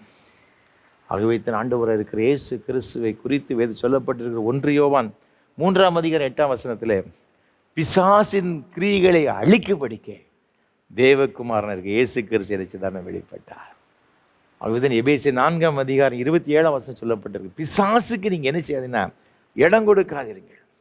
1 பேதுரு 5:8 சொல்லப்பட்டிருக்கிறது, பிசாசுக்கு எதிர்த்து நில்லுங்கள். பிசாசுக்கு பிரியமான எந்த ஒரு காரியத்தையும் செய்யக்கூடாது. பிசாசு எனக்கு உதவி செய்திருவான், அதை பண்ணிடுவான், இதை பண்ணிடுவான் சொல்லி இன்றைக்கு அநேக மக்கள் அவர்கள் ஏமாந்து விடுகிறார்கள், வஞ்சிக்கப்படுகிறதை நாம் பார்க்கிறோம். இன்னைக்கு எத்தனை கிறிஸ்தவர்கள் பிசாசை தேடி அவனுடைய கிரியைகளை தேடி ஓடுகிறார்கள். முதல்ல ஆரம்பத்தில் நல்லா இருக்கிற மாதிரி தான் இருக்கும், ஆனால் முடிவை பார்த்தீங்கன்னா அது படு பாதாளத்தில் குழியில் கொண்டு போய் தள்ளி விடும். பார்த்து கிடக்க இன்றைக்கு நிறைய பேர் அதற்குள் அகப்பட்டு சிக்குண்டு அதிலிருந்து விடுதலை பெற முடியாமல் தவித்து கொண்டிருக்கிறார்கள். பிசாசின் கிரியைகளுக்கு நாம் என்ன செய்யணும், ரொம்ப விலகி இருக்கணும். பிசாசுக்கு எடுத்த காரியங்களில் நம்ம ஈடுபடவே கூடாது. அந்த சம்பந்தமே நமக்கு என்ன செய்யக்கூடாதுன்னா இருக்கக்கூடாது. அதில் ரொம்ப நம்ம கேர்ஃபுல்லாக நம்ம இருக்கணும்.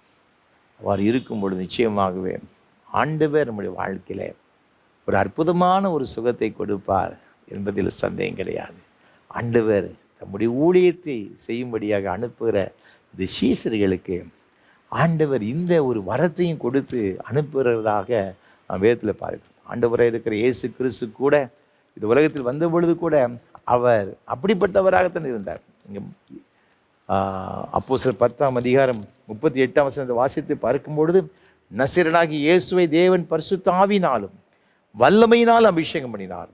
தேவன் அவருடனே கூட இருந்தபடினாலே அவர் நன்மை செய்கிறவராயும் பிசாசின் வல்லமையில் அகப்பட்ட யாவரையும் குணமாக்குகிறவராயும் சுற்றி திரிந்தார். அது மாத்திரமல்ல, நீங்கள் லூக்காவின் சுவிசேஷத்தை வாசித்து பார்க்கும் பொழுது 4ஆம் அதிகாரத்தில் ஆண்டவருடைய ஊழியத்தை குறித்து சொல்லப்பட்டிருக்கிறது. 18ஆம் வசனத்தில், கர்த்தருடைய ஆவியானவர் என் மேல் இருக்கிறார், தரித்திரருக்கு சுவிசேஷத்தை பிரசங்கிக்கும்படி என்னை அபிஷேகம் பண்ணினார், இருதயம் நறுங்குண்டவர்களை குணமாக்கவும், சிறைப்பட்டவர்களுக்கு விடுதலையையும், குருடருக்கு பார்வையையும் பிரசித்தப்படுத்தவும், நொறுங்குண்டவர்களை விடுதலையாக்கவும் என்று எழுதப்பட்டிருக்கிறது. ஆண்டவருடைய ஊழியம், ஆண்டவர் பெற்ற அபிஷேகம் எதற்கு அப்படி பார்த்தீங்கன்னா, சுவிசேஷத்தை மாத்திரம் பிரசங்கம் பண்ணுவதற்காக அல்ல, இருதயம் நொறுங்குண்ட பிள்ளைகள், நறுங்குண்டவர்களை குணமாக்கும்படியாக, குருடர்களுக்கு பார்வையை கொடுக்கும்படியாக, விடுதலை கொடுக்கும்படியாக இயேசு இந்த உலகத்தில் என்ன செய்தார்னா வந்தார் என்பதாக நாம் பார்க்கிறோம்.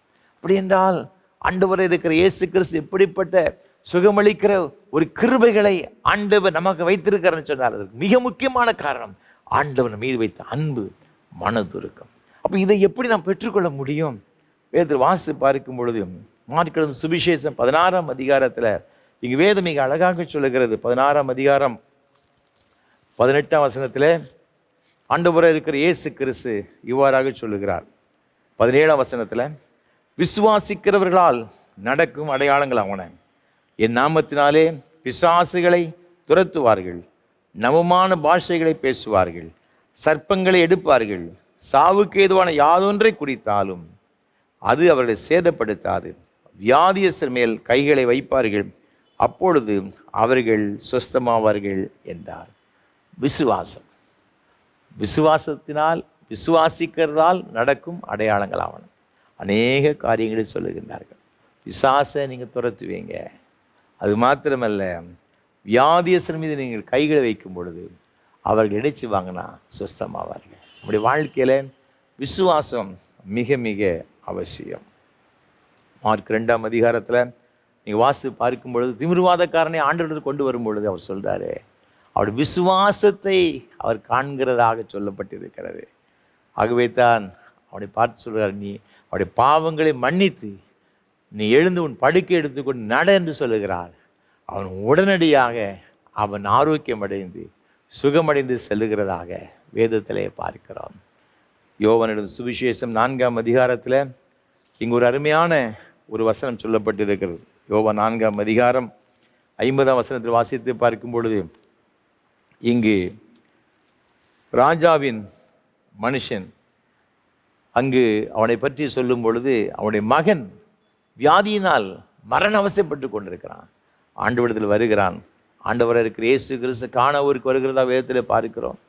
ஆண்டவரிடத்தில் வந்து அவன் சொல்கிறான், ஆண்டவரே, என் மகன் மரண அவசைப்பட்டு கொண்டிருக்கிறான், நீர் வந்து எப்படியாகிலும் அவனுக்கு சுகத்தை கொடுக்க வேண்டும் என்று சொல்கிறதாக வேதத்தில் சொல்லப்பட்டிருக்கிறது. ஆண்டவர் சொல்கிறார் 50ஆம் வசனத்தில், நீ போகலாம், உன் குமாரன் பிழைத்திருக்கிறான் என்றார். அந்த மனுஷன் இயேசு சொன்ன வார்த்தையை நம்பி போனான். அதே நேரத்தில் ஆண்டவர் கர்த்தர் அவருடைய மகனுக்கு சுகத்தை கொடுக்கின்றதாக வேதத்தில் பாருங்கள். அப்போ ஆண்டவர் மீது வைத்த நம்பிக்கை, விசுவாசம் ஒரு மனிதனுடைய வாழ்க்கையில் ஒரு பெரிய ஒரு சுகத்தை கொண்டு வருகிறது. அதே போலதான் மத்தேயு 15ஆம் அதிகாரம் 21 28 வரைகள் வசனம் வாசித்து பார்க்கும் பொழுது அந்த கானானிய ஸ்திரியை குறித்து சொல்லப்பட்டிருக்கிறது. ஆண்டவர் சொல்லுகிறார் 28ஆம் வசனத்தில், ஸ்திரியே, உன் விசுவாசம் பெரியது, நீ விரும்புகிறபடி உனக்கு ஆகக்கிறது. அந்நேரமே அவள் மகள் ஆரோக்கியமானாள். ஆண்டவருடைய பிள்ளை, நம்முடைய வாழ்க்கையில் ஆண்டவருடைய அற்புதமான சுகத்தை பெற்றுக்கொள்வதற்கு நமக்கு தேவை என்ன அப்படின்னு பார்த்தீங்கன்னா விசுவாசம்.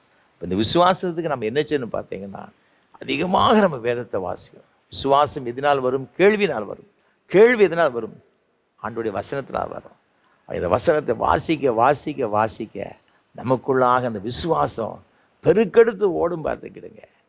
அந்த விசுவாசத்தினால் நம்ம ஜெபிக்கும் பொழுது தேவன் அற்புதமான ஒரு காரியத்தை நம்முடைய வாழ்க்கையில் நினைச்சுவார்னா செய்வார்.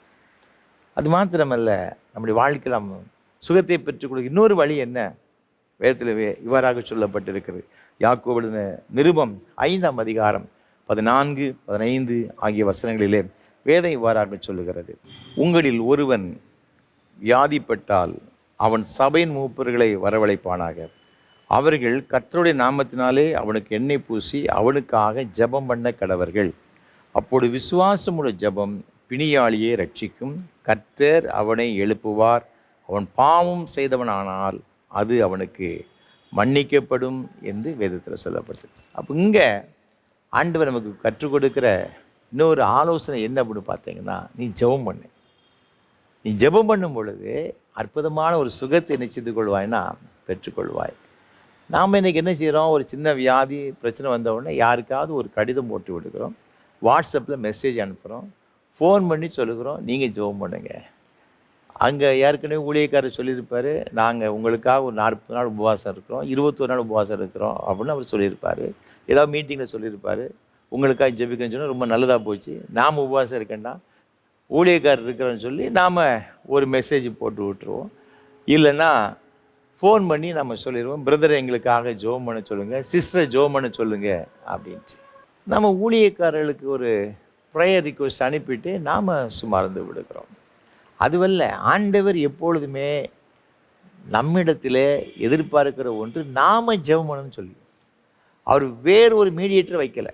பிதாவாகிய தேவன் இயேசுவானவர் மாத்திரம்தான் நமக்காக ஒரு மீடியேட்டர் வச்சுருக்காரே தவிர, மத்தியஸ்தர் வச்சுருக்காரே தவிர வேறு யாரையும் வைக்கவில்லை.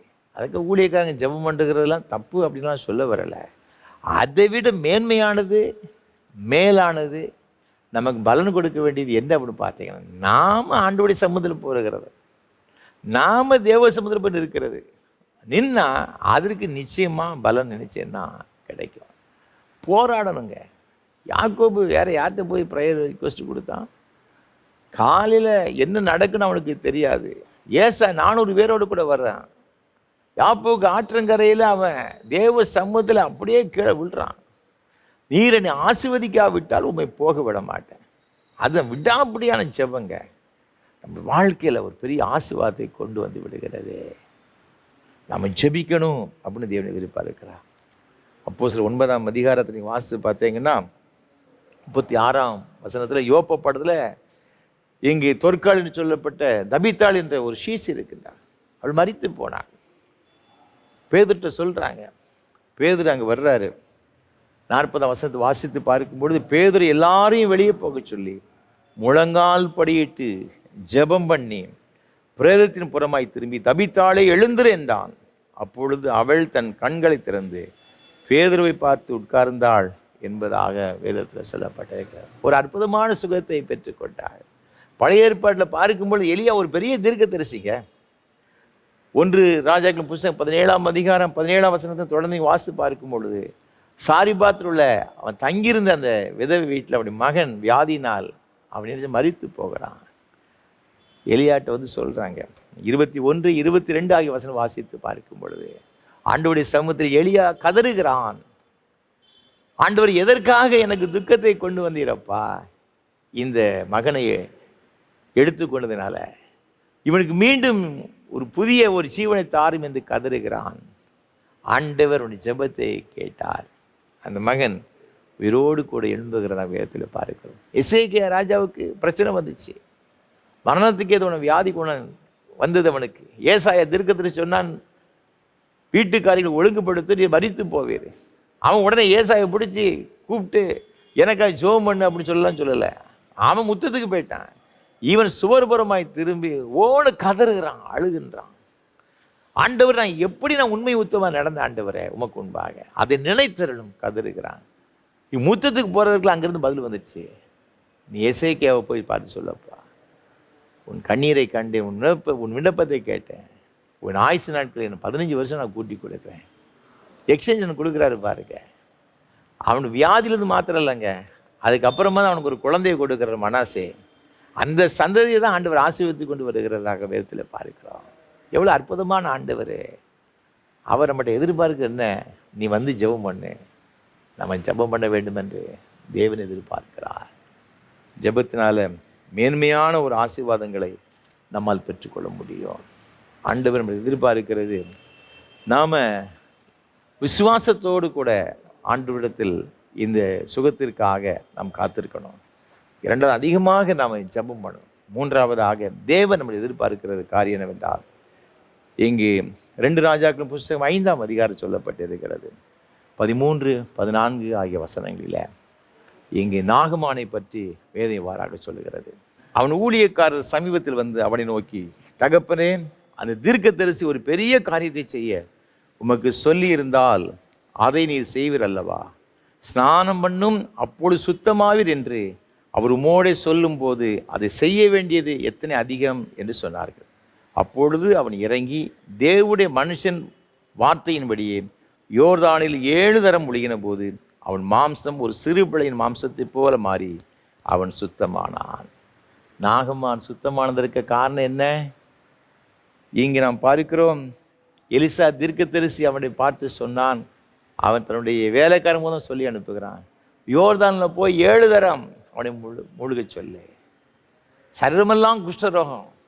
அவன் வீட்டில் இருக்கின்ற இந்த சமாரிய இந்த சின்ன பெண் சொல்லிவிட்டாள், என் எஜமான் சமாரியர்களின் தீர்க்கதரிசிட்ட போனால் என்ன செய்யணும், சுகம் கிடைக்கும். ஆண்டவருடைய ஊழியக்காரர்கிட்ட போனால் போதும், யெகோவா கர்த்தர் சுகம் கொடுப்பார். இவன் முதல்ல இஸ்ரவேல் ராஜாட்ட போகிறான், பின்பு எலிசா தீர்க்கதரிசி வருகிறதாக வேதத்தில் பார்க்கிறோம்.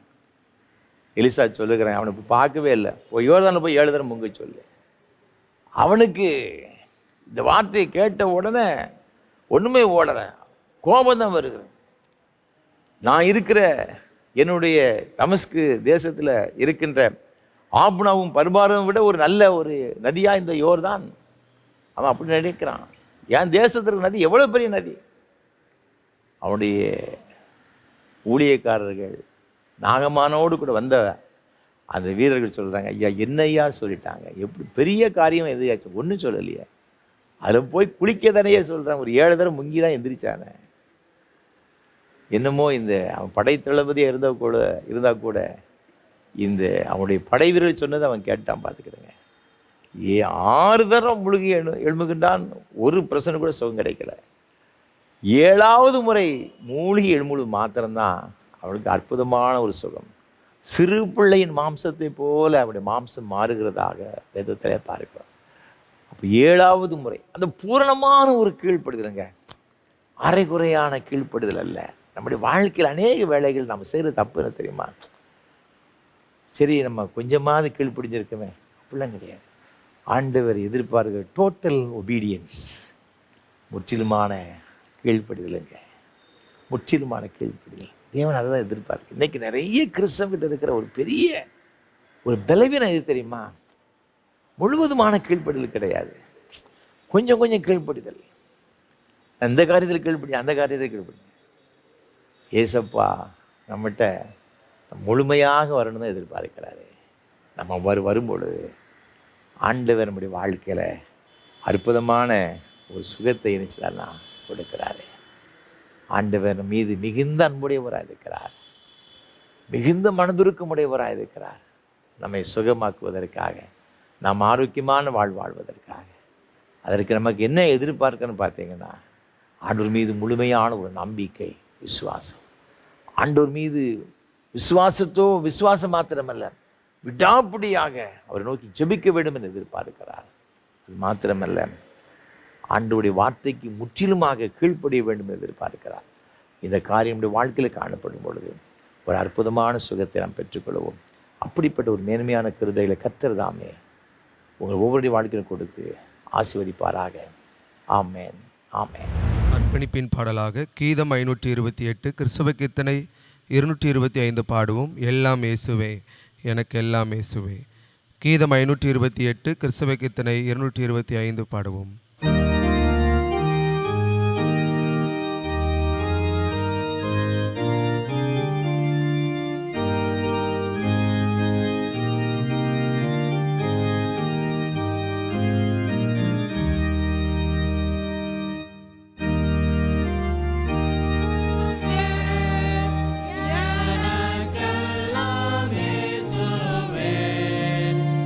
தொல்லை மிகும்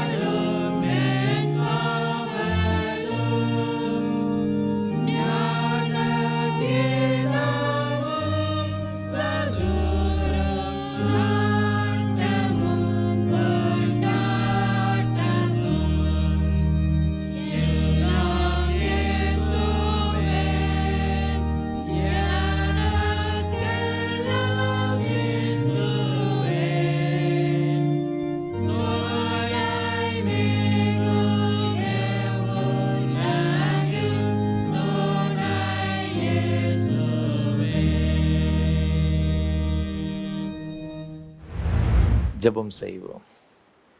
கிருபையில் ஐஸ்வர்யம் உள்ள எங்கள் அன்பின் பரலோக பிதாவே, இந்த நல்ல ஆசீர்வாதமான வேலைக்காக நன்றியோடு உம்மை துதிக்கிறோம், உம்மை ஸ்தோத்தரிக்கிறோம். இது எவ்வளவு மனதுருக்கம் நிறைந்தவராக இருக்கிறீரப்பா. உம்முடைய மனதுருக்கத்தின் நிமித்தமாக ஆண்டவரே, எங்களுடைய எல்லா விதமான பாவங்களிலிருந்தும் சாபங்களிலிருந்தும் விசேஷமாக வியாதியின் வல்லமையிலிருந்தும் நீர் எங்களுக்கு விடுதலை கொடுக்கிறீர் என்று உடைய வேதத்தில் பார்த்தோம். அதற்காக உமக்கு ஸ்தோத்திரம் செலுத்துகிறோம். நாங்கள் நம்பிக்கையோடு விசுவாசத்தோடு உம்முடைய சமூகத்தில் வந்து நாங்கள் ஜெபிக்கும் பொழுது, உம்முடைய வார்த்தைக்கு நாங்கள் கீழ்ப்படியும் பொழுது எங்களை ஆசீர்வதிப்பேன் என்று சொன்னீரே, அதற்காக உமக்கு ஸ்தோத்திரம். இப்பொழுது இந்த ஆராதனை பங்கு பெற்று கொண்டிருக்கின்ற உமது பிள்ளைகள் ஒவ்வொருவருக்காக ஜெபிக்கிறோம் சுவாமி. ஒருவேளை பலவிதமான வியாதி நிமித்தமாக மிகுந்த வேதனையோடு கூட இந்த ஆராதனையிலே ஆண்டவரே பங்கெடுத்து கொண்டிருக்கலாம். ஒருவேளை ஏதோ ஒரு வகையான பிரச்சனை நிமித்தமாக மிகுந்த வேதனையோடு கூட இருக்கலாம். ஐயா, உம்முடைய பரிசுத்தமுள்ள ஒரு அன்பு, உம்முடைய மனதுருக்கம் இப்பொழுது எங்கள் மத்தியிலே கடந்து வரும்படியாக நாங்கள் ஜெபிக்கிற ஐயா. உமது பிள்ளைகளுடைய எல்லா பலவீன கட்டுகளும் சத்துரு போராட்டங்களும் இயேசு கிறிஸ்துவின் நாமத்தினாலே இப்பொழுது விலகிட்டு நாங்கள் ஜெபிக்கிறோம் ஐயா. உச்சந்தலை முதல் உள்ளங்கால் வரை கர்த்தருடைய சுகம் அளிக்கிற வல்லமை இறங்குவதாக. இதற்காகவே நீர் விசேஷித்த விதமான அபிஷேகத்தை பெற்றீர் என்று லூக்கா 4:18 நாங்கள் வாசிக்கிறோமே சுவாமி. ஆண்டவரே, அந்த அனுகிரக காலம் இப்பொழுது இந்த பிள்ளைகள் மத்தியில் கடந்து வரும்படியாக நாங்கள் ஜெபிக்கிறோம். இயேசு கிறிஸ்துவின் நாமத்தினாலும் உமது பிள்ளைகளுடைய துக்கங்கள் மாறட்டும் நாங்கள் ஜெபிக்கிறோம் சுவாமி. தலையிலே காணப்படுகிற பிரச்சனைகள், நாள்பட்ட வியாதி நிமித்தமாக இந்த பிள்ளைகள் படுகிற வேதனைகள் எல்லாம் இயேசுவின் நாமத்தில் மறைவதாக. இருதய பலவீனங்கள் மறையட்டும். நுரையீரல் பிரச்சனை, ஆண்டவரை சுவாசிக்க முடியாமல் கஷ்டப்படுகிற பிரச்சனைகள் இயேசு கிறிஸ்துவின் நாமத்தில் விலகிட்டு நாங்கள் ஜெபிக்கிறோம் ஐயா. சிறுநீரக பிரச்சனைகள் எல்லாம் மாறுவதாக.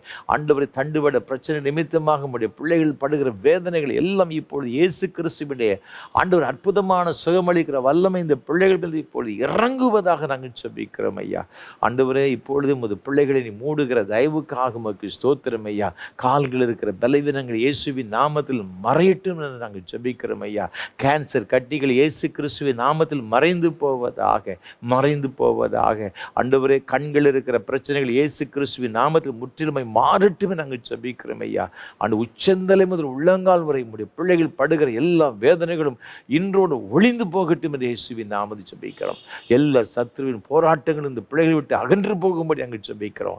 கர்த்தரடி அவ்வாறு செய்கிற தயவுக்காக கோடி ஸ்தோத்திரம். உம்முடைய வார்த்தையின்படி உம்முடைய பிள்ளைகளை நீ ஆசீர்வதிக்கிறீரே, அதற்காக உமக்கு ஸ்தோத்திரம். உமது பிள்ளைகளுடைய குடும்பங்களுக்காக நாங்கள் ஜெபிக்கிறோம் ஐயா. குடும்பத்தில் சமாதானத்தை கெடுக்கிற எல்லா விதமான பிசாசின் கிரியைகள், ஆண்டவர் இந்த பிள்ளைகளுக்கு விரோதமாக எழும்புகிற எல்லா ஏவலின் வல்லமைகள், ஆண்டவர் பில்லி சூனிய வல்லமைகள் இயேசு கிறிஸ்துவின் அக்கினிமயமான நாமத்தில் இப்பொழுது சுட்டரிக்கப்பட்டு போவதாக. கசப்பான எண்ணங்களை கொடுத்து குடும்பத்தை பிரிக்கிற எல்லா பிரிவினையின் வல்லமைகள் இயேசு கிறிஸ்துவின் நாமத்தில் இப்பொழுது சுட்டரிக்கப்படும்படி நாங்கள் ஜெபிக்கிறோம் ஐயா. குடும்பத்தில் உம்முடைய சமாதானம் பெருகட்டும் ஐயா. உம்முடைய மகிழ்ச்சி பெருகட்டும் ஐயா. ஆண்டவரை நீங்கள் ஏற்படுத்தி கொடுத்த ஒரு குடும்பங்கள் சுவாமி, இது பிரிக்கும்படி பல வகையில் பல சூழ்ச்சிகளை சத்துருவானம் செய்து கொண்டிருக்கிறது, அறிந்திருக்கிறது. அது எல்லாம் மாறி போவதாக இயேசுவின் நாமத்தினால குடும்பங்களில் சமாதானம் பெருகட்டும். பிள்ளைகளுடைய வாழ்வில் ஆசீர்வாதம் பெருகட்டும் நாங்கள் ஜெபிக்கிறோம் ஐயா. சின்னஞ்சிறு குழந்தைகளை ஆசீர்வதிப்பீராக. அடிக்கடி குழந்தைகளுக்கு ஒரு பலவீனத்து நிமித்தமாக வேதனையோடு கண்ணீரோடு இப்படி சமுதிரம் மன்றாடி கொண்டிருக்கின்ற தம்பதிகளுக்காய் ஜெபிக்கிறோம். பிள்ளைகளுக்காய் கண்ணீரோடு ஜெபிக்கிற பிள்ளைகளுக்காய் ஜெபிக்கிறோம். இப்பொழுது கர்த்தருடைய வல்லமை இந்த பிள்ளைகள் மீது இறங்குவதாக. ஆண்டவரே, உமக்கு ஸ்தோத்திரம் ஐயா. நீ அவர்களை ஆசீர்வதிக்கிற தயவுக்காய் ஸ்தோத்திரம். படிக்கிற பிள்ளைகளுக்கு நல்ல ஞானத்தை கொடுப்பீராக. வேலைக்காய் காத்திருக்கிற பிள்ளைகளுக்கு நல்ல வேலை வாய்ப்புகளை கொடுப்பீராக. அயல் நாடுகளில் சென்று பணி செய்யக்கூடிய பிள்ளைகளுக்காக ஜெபிக்கிறோம். அவருடைய பிரயாசங்களை கர்த்தர் ஆசீர்வதிக்கும்படி ஜெபிக்கிறோம். உயர் கல்விக்காய் பிரயாசப்படுகிற வாழ்க்கையில் கர்த்தர் அந்த உயர்கல்வியை கட்டளையிட வேண்டும் நாங்கள் ஜெபிக்கிறோம். அந்த பிள்ளைகளுக்கு வேண்டிய எல்லா ஸ்காலர்ஷிப்பும் கிடைக்க கர்த்தாவே நீர் உதவி செய்யும்படியாக நாங்கள் ஜெபிக்கிறோம் ஐயா. ஆண்டவரே, திருமணத்துக்கு காத்திருக்கிற அருமையான வாலிப சகோதர சகோதரிகளுக்கு ஜெபிக்கிறோம் ஐயா. சில குடும்பங்களில் என் பிள்ளைகளுக்கு வயது அதிகமாகிவிட்டது என்று சொல்லி கலக்கத்தோடு வேதனையோடு உடைய சம்மத்தில் மன்றாடி கொண்டிருக்கிறது அறிந்திருக்கிறேன். இப்பொழுது கர்த்தருடைய வல்லமை இந்த பிள்ளைகள் மீது இறங்குவதாக, எல்லா தடைகளும் இயேசுவின் நாமத்தில் விலகட்டும் நாங்கள் ஜெபிக்கிறோம் ஐயா. திருமணமாகியும் குழந்தை இல்லை என்று சொல்லி ஏக்கத்தோடு ஆண்டவரை வந்திருக்கிற போது பிள்ளைகளுக்காக அநேக பெற்றோர்கள் தன்னுடைய பிள்ளைகளுக்கு அவருடைய சமூகத்தில் மிகுந்த கண்ணீரோடு பாரத்தோடு அறிந்திருக்கிறீங்கப்பா. ஆண்டவரே உமக்கு ஸ்தோத்திரம் ஐயா. சகரியாவை பார்த்து சொன்னீர், உன் விண்ணப்பங்கள் கேட்கப்பட்டதுன்னு சொன்னீரே ஐயா. அதே போல் இன்றைக்கு உமது பிள்ளைகளுக்கு நீங்கள் கொடுக்கிற வார்த்தைகளுக்காக உமக்கு ஸ்தோத்திரம். உமது பிள்ளைகளுடைய கண்ணீரின் ஜெபத்தை கேட்டு கர்த்தர் அற்புதத்தை செய்கிற தயவுக்காக உமக்கு ஸ்தோத்திரம்.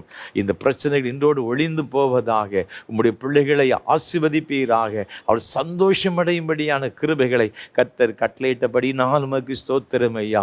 பேறுகால நிர்மிருக்கருமையான சகோதரிகளுக்கு கற்பத்தின் கனியை புரண்டப்படுத்தி சுகப்பிரசவத்தை கொடுப்பீராக. ஆண்டவரே உமக்கு ஸ்தோத்திரம். பொருளாதார ரீதியில் மிகுந்த வேதனையோடு கொடுக்கிற பிள்ளைகளுக்கு ஜெபிக்கிற ஐயா. பொருளாதார தடைகளெல்லாம் கர்த்தர் மாற்றுவீராக. வீடு கட்ட ஆரம்பித்து அதை கட்ட முடியாமல் தவித்துக் கொண்டிருக்கிற பிள்ளைகளுக்காக ஜெபிக்கிறோம். இந்த தடைகள் இயேசு கிறிஸ்துவின் நாமத்தில் விலகுவதாக. ஆண்டவரே, தனிமையாக இருக்கிறவர்கள் வீடு வாசல் ஏற்படுத்தி ஆசீர்வதிக்கிற ஆண்டவர் ஒரு பிள்ளைகள் ஒவ்வொருவரையும் கர்த்தர் ஆசீர்வதிக்கும்படி அங்கு ஜெபிக்கிறோம் ஐயா. ஆண்டவரே உமக்கு ஸ்தோத்திரம். நன்றி செலுத்துகிறோம் ஐயா. தொழில் செய்கிற பிள்ளைகளுக்காக, வியாபாரம் செய்கிற பிள்ளைகளுக்காக, அரசு பணியாளர்களுக்காக என்னென்ன வேலைகள் பிள்ளைகள் செய்கிறார்களோ அது சின்ன ஒரு வேலையாக இருந்தாலும் பெரிய வேலையாக இருந்தாலும் ஆண்டவருடைய ஆசீர்வாதம் இந்த பிள்ளைகளோடு கூட எப்பொழுதும் நிலைத்திருக்கும்படியாக நாங்கள் ஜெபிக்கிறோம். நீங்கள் அவ்வாறு செய்கிற தயவுக்காக உமக்கு ஸ்தோத்திரம். நியாயமாய் உமது பிள்ளைகளுக்கு வர வேண்டிய எல்லா ஆண்டவரை காரியங்களையும் உடைய பிள்ளைகளுக்கு ஆண்டவரே நீர் ஆசீர்வாதமாக்கி கொடுப்பீராக. கோர்ட்டு கேஸு அலைந்து கொண்டிருக்கிற பிள்ளைகளுக்காக ஜெபிக்கிறோம் ஐயா. உடைய பிள்ளைகளுக்கு நியாயத்தை ஆண்டவரே அவர்கள் பெற்றுக்கொள்ளும்படியாக அவர்களுக்கு கர்த்தர் உதவி செய்யும்படி நாங்கள் ஜெபிக்கிறோம். நீரே உமது பிள்ளைகளுக்கு துணையாக இருந்து யாவற்றின் நன்மையை செய்து கொடுக்கும்படியாக நாங்கள் ஜெபிக்கிறோம். நீதியை உமது பிள்ளைகள் பெற்றுக்கொள்வதற்கு கர்த்தர் உதவி செய்யும்படி நாங்கள் ஜெபிக்கிறோம் ஐயா. நீங்கள் அவர் செய்த தயவுக்காய் ஸ்தோத்திரம். ஏழைகள், எளியவர்கள், அனாதைகள், விதவைகள், கைவிடப்பட்ட ஒவ்வொருவருக்காக ஜெபிக்கிறோம் ஐயா. ஒவ்வொருடைய கூப்பிடுகளுடைய சத்தத்தையும் கர்த்தர் கேட்டு ஆசீர்வதிக்க வேண்டும் நாங்கள் ஜெபிக்கிறோம். இந்த ஊழியங்களுக்காய் பல வகையிலே உதவி செய்கிற ஒவ்வொரு ஆண்டவர் குடும்பத்தினருக்காய் ஜெபிக்கிறோம். ஒவ்வொரு பிள்ளைகளுக்காய் ஜெபிக்கிறோம். ஒவ்வொருவரையும் ஆசீர்வதிங்க சுவாமி. இடங்கொள்ளாமல் போக மட்டும் ஆசீர்வதிப்பென்று சொன்னீர். அதே போல ஒரு பிள்ளைகளை திரளாய் ஆசீர்வதித்து பெருக பண்ண வேண்டும் நாங்கள் ஜெபிக்கிறோம் ஐயா. விசேஷமாக இந்த ஆராதனை வேளை தாங்க முன் வந்திருக்கின்ற சென்னையை சார்ந்த திரு பேர்மிராஜ் அவருடைய குடும்பத்திற்காக நன்றி செலுத்துகிறோம் ஐயா. இப்போ நேசிக்கிற இந்த அருமையான பிள்ளைகளை உங்களுடைய கரத்தில் கொடுக்கிறோம். அவருடைய அன்புக்குரிய துணைவியார் திருமதி ரூத் பேர்மிராஜ் அம்மா அவர்களுக்காக ஸ்தோத்திரம் செலுத்துகிறோம் ஐயா.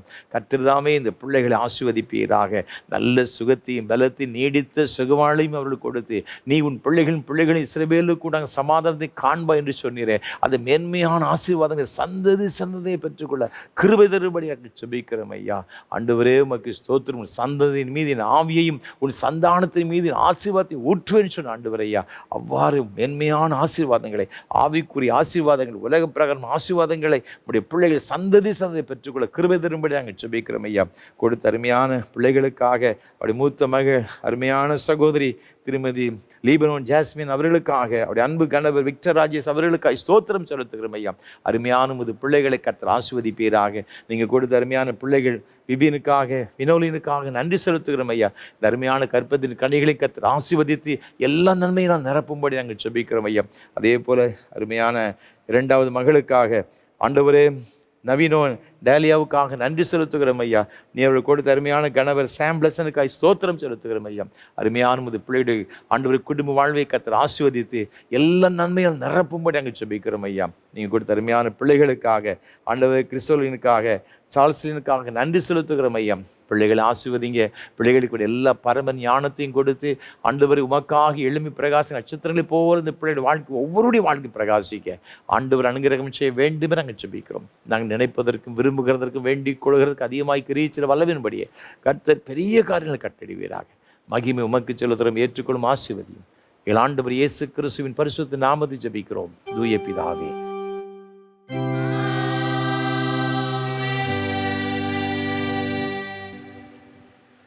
தேவனுடைய இரக்கமுள்ள கிருபைக்கும் பராமரிப்புக்கும் உங்களை ஒப்புக் கொடுக்கிறோம்.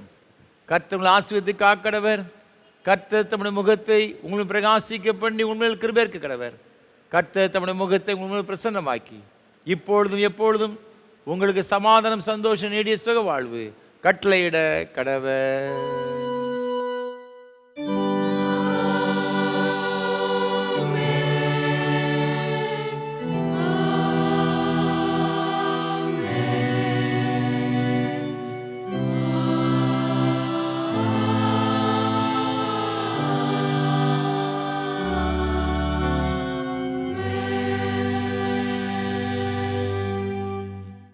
நிறைவு கீதமாக கீதம் 36 பாடுவோம். அல்லேலூயா தேவனை, அவருடைய பரிசுத்த ஆலயத்தில் அவரை துதியுங்கள். கீதம் 36 பாடுவோம்.